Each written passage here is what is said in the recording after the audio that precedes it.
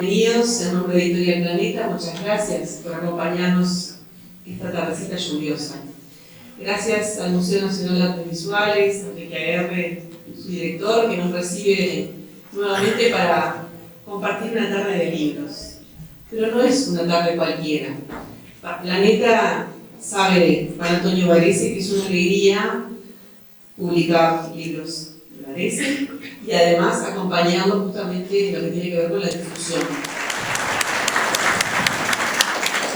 Buenas tardes, bienvenidos.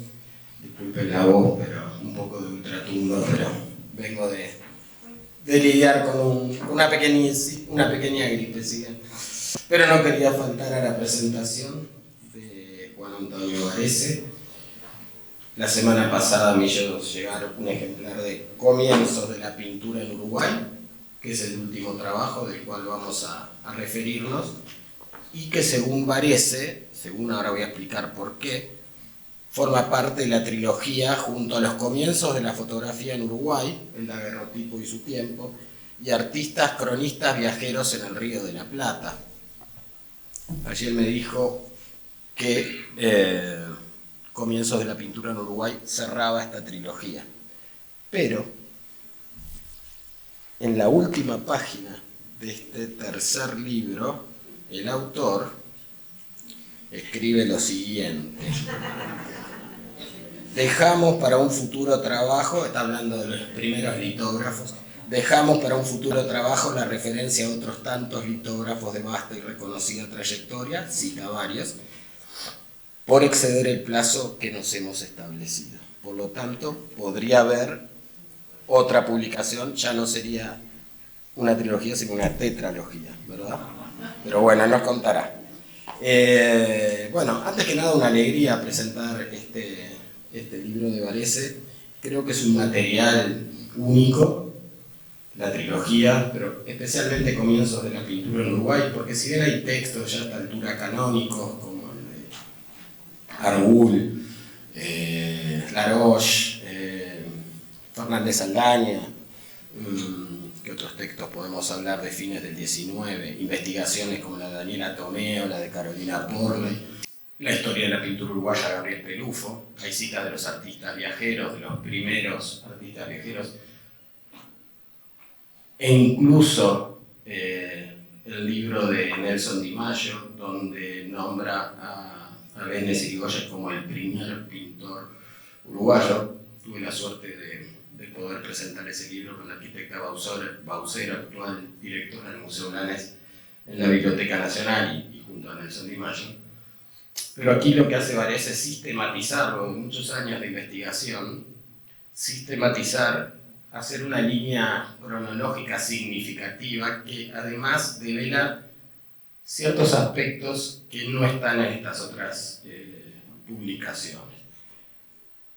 Y acá me quiero referir a que hay por un lado una suerte de historia de estos primeros, que incluso Varese habla de que estos artistas, yo había sacado el punto, estos artistas extranjeros, está dividido en tres partes el libro: artistas extranjeros, artistas nacionales y primeros litógrafos. Pero todo este periodo que vendría a ser de 1830 a fines del siglo XIX, si bien hay antecedentes, me gustó mucho esa cita a Isidoro de María de El ave de paso, 1806, no había retratos en nuestro país, previo a ser nuestro país, en 1806, porque no había retratistas. Y pasó alguien que fugazmente hizo un retrato, se perdió además en el tiempo quién. Luego en 1821, creo que es cuando tú citas a otro ejemplo, hijo de la Gran Bretaña. Pero hasta 1830 no se sistematiza, no hay una oferta que va a haber las opciones, porque además estos artistas extranjeros no solo se presentan como retratistas, sino que dan clases de dibujo y de pintura. Entre otros menesteres, y allí Varese se para en un lugar muy interesante que es las distintas prácticas, en tanto en el siglo XIX, pintura litografía y fotografía, especialmente el daguerrotipo. Y es interesante porque hay un quiebre muy importante a nivel soportes que está expresado en el libro y que muchas veces no tenemos en cuenta, que hay obras, por ejemplo, fotográficas, al mismo tiempo que Blanes está pintando, por ejemplo. Hay obras, hay pinturas que luego son reproducidas a través de litografías en distintas publicaciones. Normalmente pensamos en una línea de tiempo que la fotografía va después de la pintura, va después de la litografía, pero conviven, y conviven más de medio siglo juntas. Ese es un detalle bien interesante. Otro detalle que manifiesta el propio Juan Antonio es que estos primeros retratistas tienen un pasaje temporal por el Río de la Plata, muchas veces van y vienen de Buenos Aires, mayormente son franceses e italianos, pero otros se afincan, hay un recorrido interesante que podrá hablar mucho mejor que yo sobre características. Es muy interesante cuando a través de publicaciones se ofrecen los trabajos, sus buenos oficios como retratistas o como docentes, de lograr obras con una exacta semejanza, ¿no? La posibilidad de que a través de la pintura se logre una exacta semejanza cuando están conviviendo con el daguerrotipo, la fotografía, pero llevaba mucho tiempo, en fin, no era tan fácil la exacta semejanza, pero es algo que es recurrente, ¿no? Es una consigna, somos buenos y es casi tan bueno el arte que profesamos que es casi lo real. Usted se mira al espejo, bueno, nosotros hacemos esas obras, es bien interesante. Luego de los artistas, entre los nacionales, está obviamente Blanes y Irigoyen, pero hay una parte especialmente que me llamó mucho la atención, que es las precursoras. Y allí hay dos artistas, mujeres fantásticas, Josefa Palacios y Carmen Árraga. Respecto a Josefa Palacios, la pintura del desembarco de los 33 orientales fue muchos años antes que el juramento de los 33 orientales de Blanes. Es una pieza que está en el Museo Histórico Nacional, misteriosa, de noche, más cerca del registro. La de Blanes es una puesta en escena, en pleno día, soleado, dificultó que si estaban pasando caballos y armas a través del río Parkerson y los esperaban escondidos fuera a pleno sol. O sea que Josefa Palacios, quizás el primer registro del desembarco, o sea, de Josefa Palacios, así como Árraga está atribuido en el libro el primer retrato de Artigas. Y son dos artistas mujeres de que deberíamos saber más. Eso es otro aporte bien importante de comienzos de la pintura en Uruguay, porque si bien sistematiza el tema, da opciones para que podamos ir un poco más allá de los descubrimientos de Juan Antonio y desarrollar varios puntos que ameritan prácticamente una publicación entera. Por ejemplo, las artistas mujeres del siglo XIX, de las que sabemos muy poco todavía. Respecto a los primeros litógrafos, que podría llamarse también pioneros de las artes gráficas, porque hoy en día diríamos diseño gráfico, el trabajo de ilustradores, de diagramar las publicaciones, en fin, y junto con los pintores y junto con los fotógrafos el interés del retrato, pero también de la pintura histórica, porque en 1830, cuando viene ese aluvión de retratistas a nuestro país y a Buenos Aires, en el Río de la Plata, nosotros somos una nación muy joven y estamos creando la iconografía nacional, que rápidamente atribuimos a Juan Manuel Blanes. Pero antes que Blanes hay varios artistas, hay varios fotógrafos que también tienen el objetivo de crear esa iconografía. Y así surgen vistas de la ciudad, batallas, hechos de carácter religioso, en fin, varios temas que son heredados de la academia, ¿no? Sobre todo de la pintura académica. Yo voy a dejar por acá, le voy a dar la palabra a Juan Antonio y al final si hay alguna pregunta, creo que no habrá problema o alguna interacción que tengamos. cosa. Así que agradecerles que nos estén acompañando y le doy la palabra a Juan Antonio.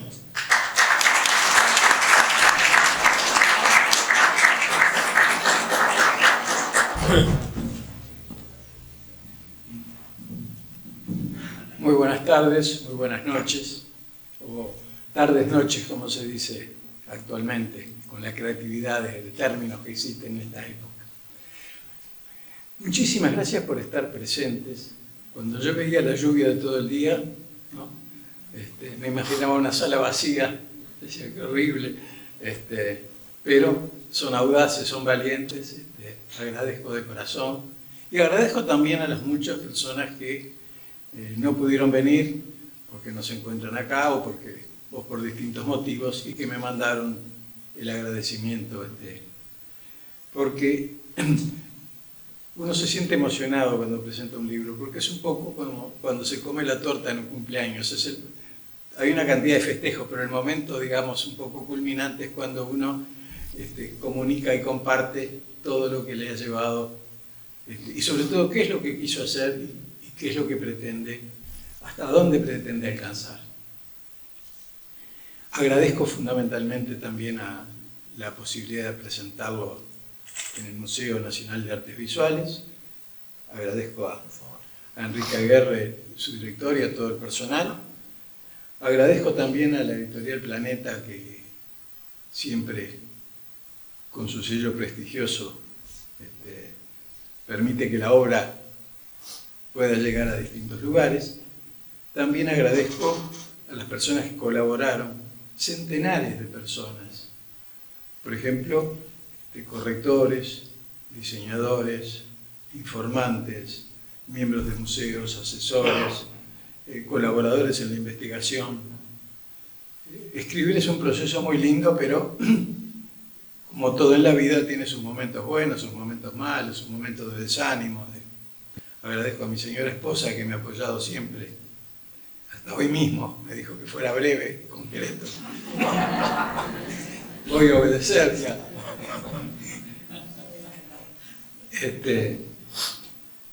También la corrección del libro, la corrección de la señora Laura Zavala es una corrección creativa, no es simplemente mirar un texto, sino... Y entonces el libro se fue estableciendo como una especie de diálogo.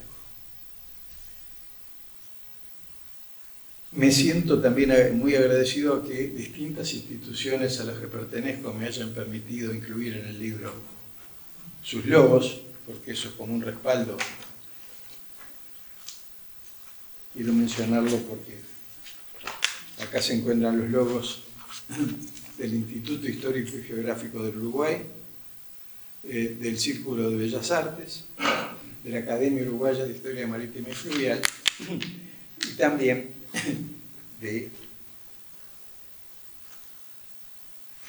fundamentalmente de ICOM, la Asociación Internacional de Museos, que en su momento me dieron el respaldo, y eso es muy importante y uno tiene que ser reconocido. Muchos de ustedes me habrán o me conocerán y dirán: pero Varese escribe de naufragios. Otras personas dirán: pero no, si Varese está escribiendo de historia de la fotografía. Entonces, supongo yo, la sorpresa de cuando aparece un título: Comienzos de la pintura en Uruguay. Y antes de que me lo pregunten, yo voy a confesarlo. Todo está unido.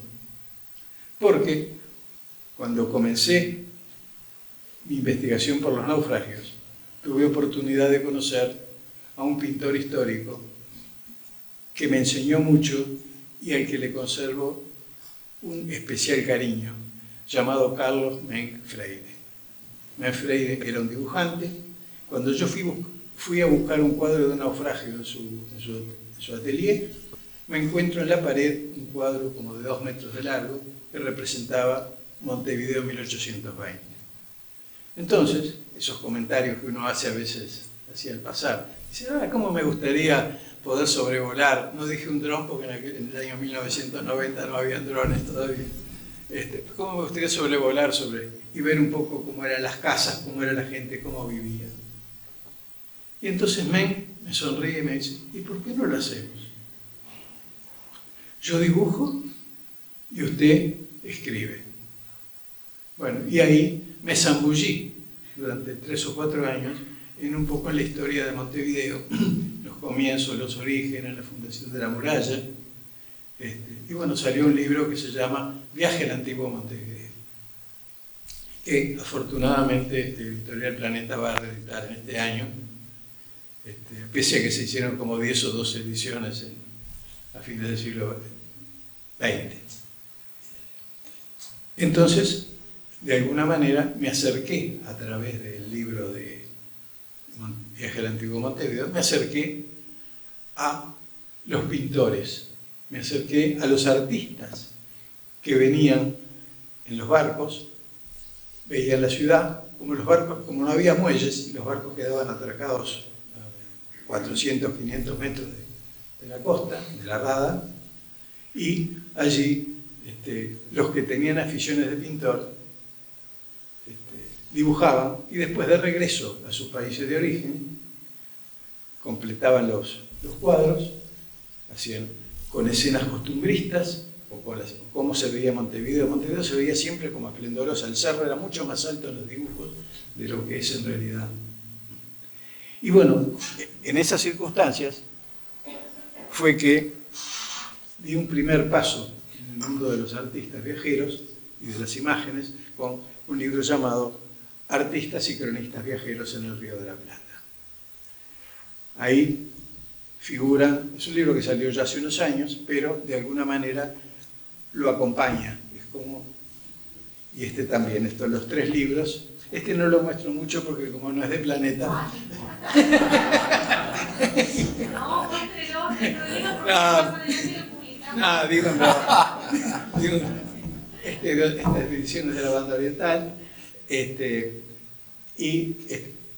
Pero primero comenzamos con los pintores viajeros, los que venían, los que eran los grandes pintores, como por ejemplo Emery Vidal, un inglés, los que vinieron con Darwin, en la expedición de Darwin vinieron 2 pintores, los de la expedición de la Bonite, una expedición comercial francesa que recorrió toda América, también un pintor sueco, enamorado de las bellas montevideanas. Hay unas hermosas láminas de los suecos, de cómo eran las chicas de la época.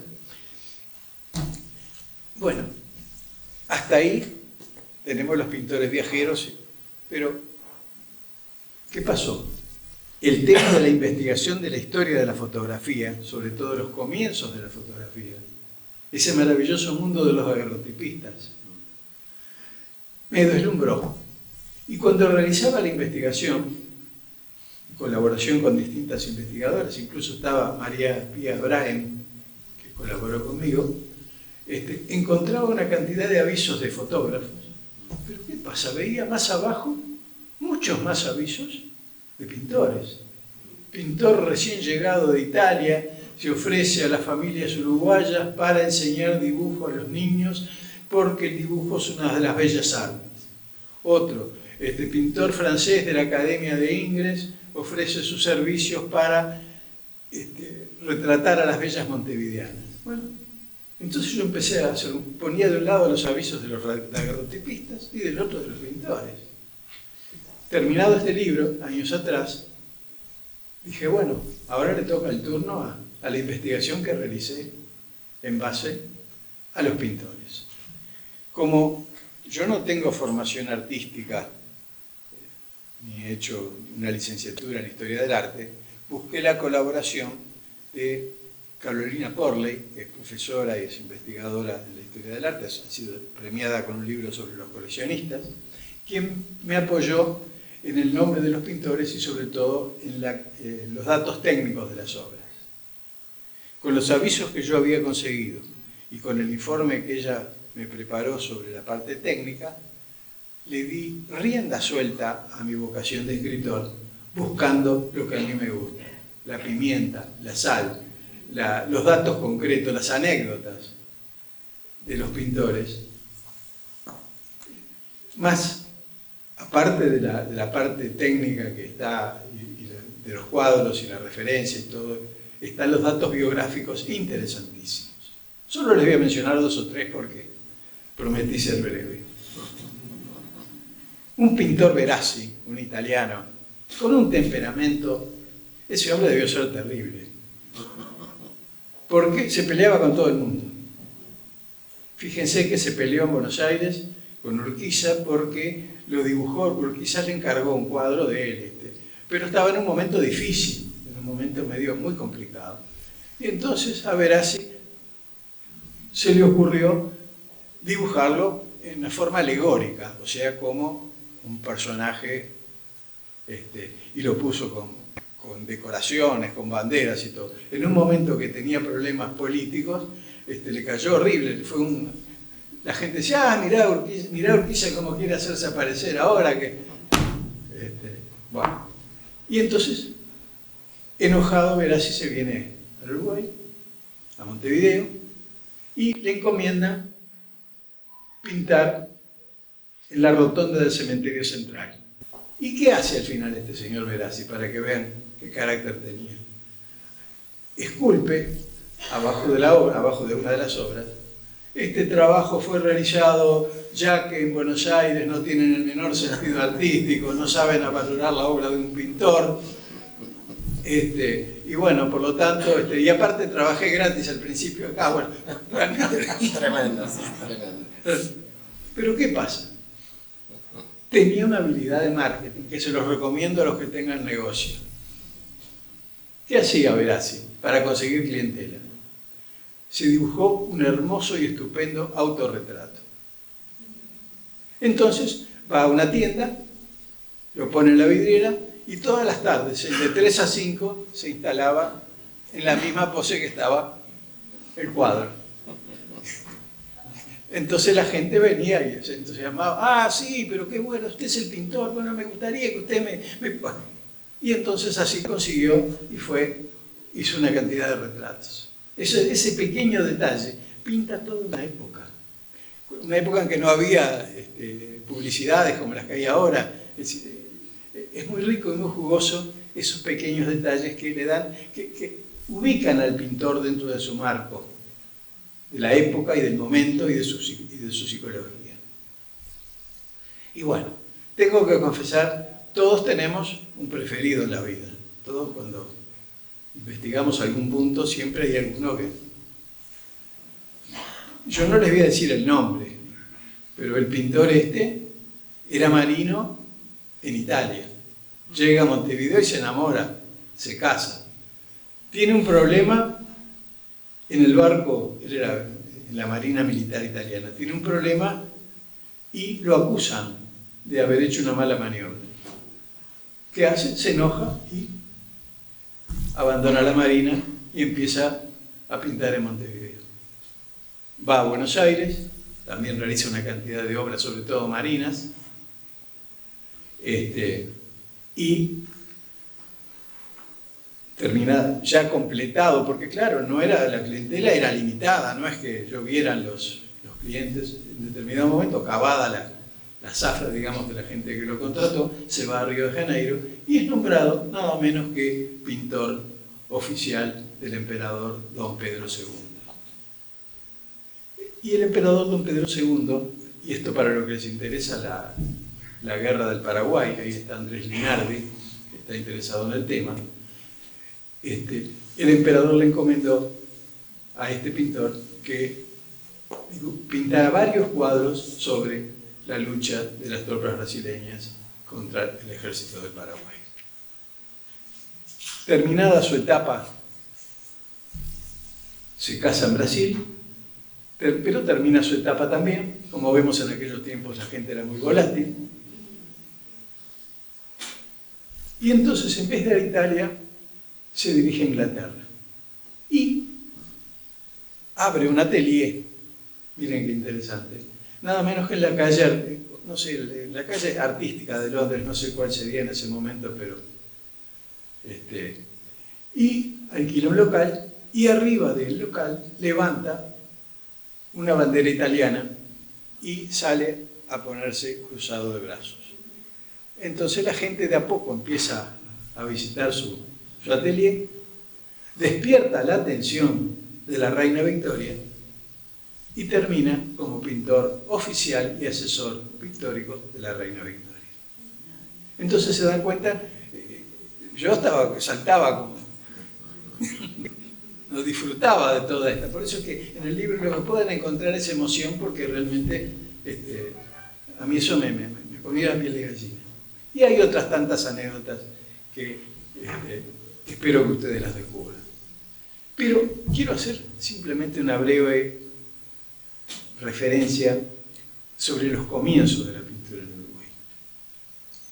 Hasta la Revolución no habla en forma total, es simplemente a grandes rasgos. Hasta la Revolución Francesa, prácticamente la mayor parte de los cuadros de la actividad pictórica rondaba en torno a las iglesias, a la pintura religiosa, o también a la pintura de los reyes, la pintura de la corte, digamos.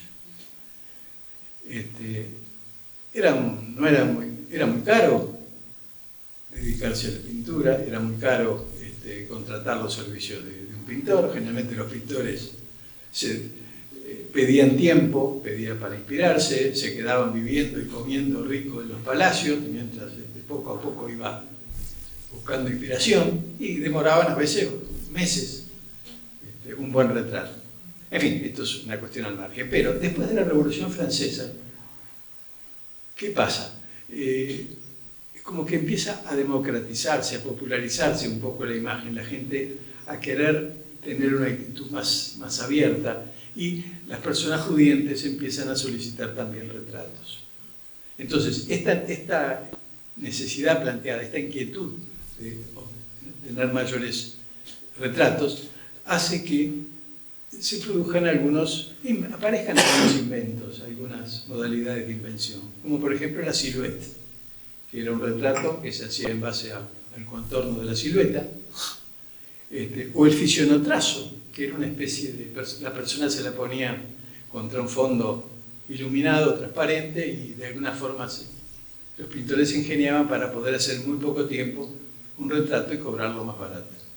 Y apareció una cosa mucho más interesante que ha habido, que era el retrato miniatura, ¿no? Un pequeño retrato, que ahí sí el pintor no iba a decir que iba a necesitar meses para hacerlo, ¿no? Y al mismo tiempo que aparecen estas técnicas, aparece también, cerca de fines del siglo XVIII, el invento, esto sí fue un invento, de la litografía. O sea, el dibujar en piedra y el imprimir, porque esto permitía ya no solo tener una imagen, sino la reproducción mecánica, no mecánica, pero sí una reproducción de las mismas. Entonces, esto fue provocando poco a poco la necesidad no solo de las imágenes, no solo del retrato, sino también, después del retrato, de los paisajes. La gente, después de las litografías de los viajeros, de los artistas viajeros, la gente quería saber un poco cómo eran los lugares. Una cosa era decir, sí, en Egipto había unas pirámides que se elevaban en el desierto, y otra cosa era que algún dibujante, y sobre todo en litografías, dibujara las pirámides y el entorno del desierto. Y entonces, poco a poco la gente fue surgiendo la necesidad. Y por eso es que, a partir de la litografía y del grabado y de grandes investigaciones, un noble francés, Niepce, gastó toda su fortuna en tratar de lograr captar y grabar la imagen que se obtenía en una cámara oscura. Y no llegó a concretarlo, pero un joven publicista y escenógrafo, pintaba escenografías para obras de teatro, llamado Daguerre, completa las investigaciones de Niepce, y en 1839, el 29 de agosto de 1839, Daguerre presenta en las academias de ciencias y la Academia de Letras, unidas, muy pocas veces se unían las ciencias y las letras en las academias de París, para la presentación del daguerrotipo, que fue otra forma de producción de imágenes. Y este fue el comienzo. Entonces, como señalaba Enrique Aguerre,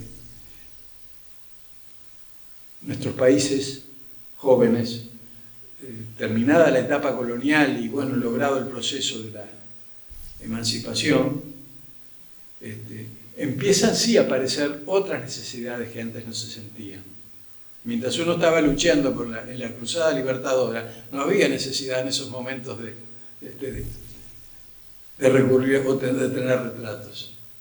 En cambio, cuando ya el país en 1830, a través de la Constitución, empieza a caminar como nación independiente, ahí la gente empieza a sentir otras necesidades y otras realidades. Eso coincide con que de Europa, y esto coincidió en una etapa de muchos conflictos políticos y sociales. Entonces muchos artistas vienen para América, no solo por supuesto al Río de la Plata, a toda América, artistas de Italia, de Francia, de España también, de Alemania, y llegan al Río de la Plata, los que vienen acá, y se encuentran, hay una contraposición entre los pintores y los daguerrotipistas. Porque claro, unos decían, la pintura, el artista pintor decía, la pintura es única, esto es arte, lo otro es una mera reproducción mecánica. Pero al rato aparecía el daguerrotipista y decía, señores, sí, será una reproducción mecánica, pero tiene mucho más fidelidad. No la pinta según el ánimo o el talento que usted tenga, sino que es la luz la que lo dibuja. Y por lo tanto, además tiene otra ventaja el daguerrotipo. Es una pieza única. Era una verdadera joya, tanto que se la llamaba joya espejada. Entonces, a partir de entonces, el daguerrotipo evoluciona, termina en la fotografía, más o menos, y los retratistas pintores empiezan poco a poco, después de haber tenido varios clientes, empiezan a cambiar un poco ya no son solo retratos, sino que empiezan a aparecer los paisajes. Y después que aparecen los paisajes, dada la gran versatilidad que tiene la pintura, aparece un género que ya en Europa se cultivaba bastante, pero que acá todavía no, que es lo que se llama la pintura histórica, la que ayuda a fomentar, crear y preservar la nacionalidad, la pintura de hechos históricos, ensalzando un poco la figura, las batallas o la figura de los héroes. Y simultáneamente con la pintura histórica aparecen las alegorías, que es la representación de lo que se quiere significar. Para significar, por ejemplo, la llegada de la peste amarilla, la fiebre amarilla en Montevideo en 1857, se la dibuja con una barca cargada de esqueletos con hoces y llegando a la costa. Bueno, entonces eso es una alegoría. Yo quedé fascinado con todo esto. La verdad que para mí fue un mundo nuevo, puse toda la emoción y todo el entusiasmo, y les voy a decir esto. Para mí el principal orgullo y lo que más me gustaría de los que lean el libro de ahora en adelante, no tanto que me digan si les gustó o no, sino que me digan, parece, ¿sabe que me entusiasmé con el tema?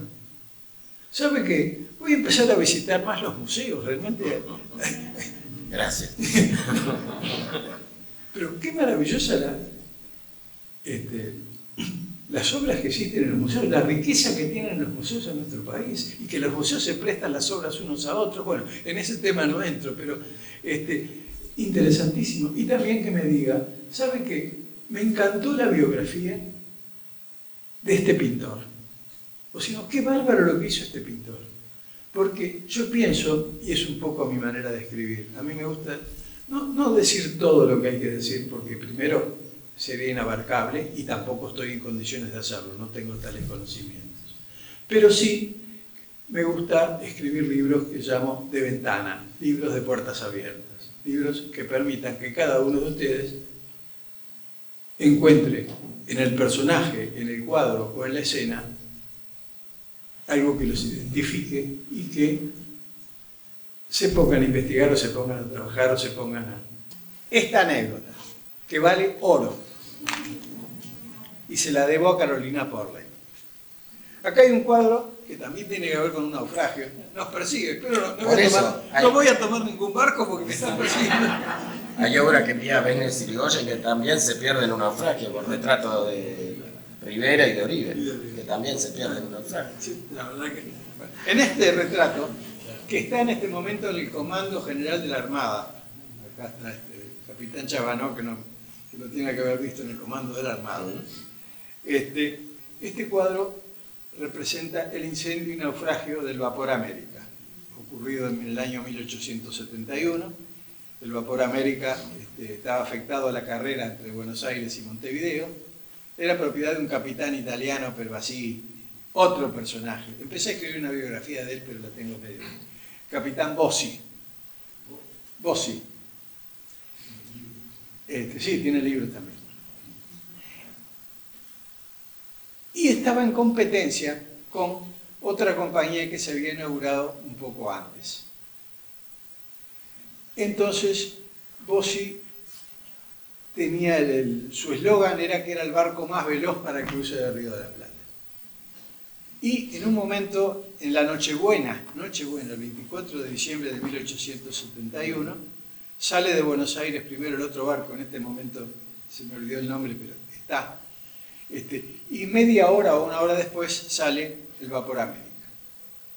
Y entonces Bossi da la orden al maquinista que eche todo el fuego, ponga todo el fuego en la caldera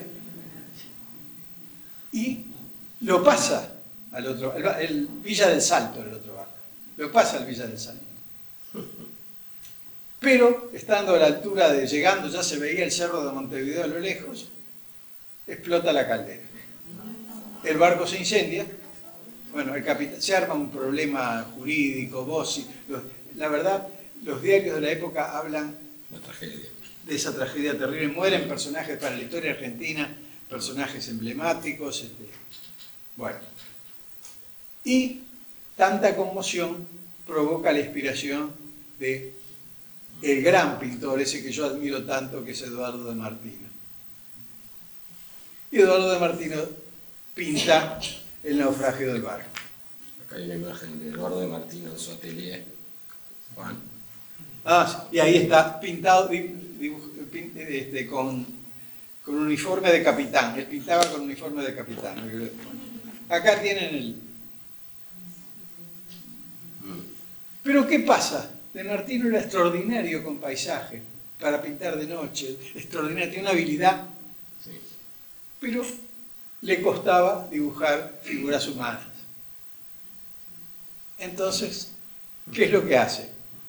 Invita a Juan Manuel Blanes le dice, ¿por qué no dibujas en una parte del cuadro un bote?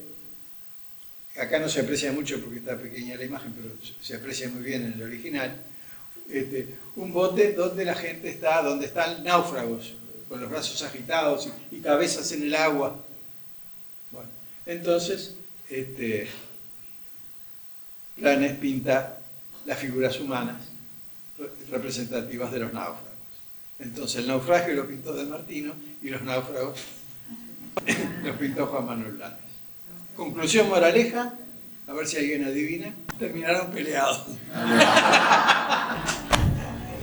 Bueno, muchas gracias. No.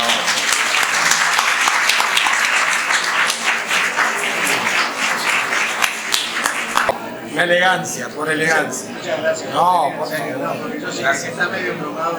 No, pero quería venir. Tenía que estar, ahora me voy.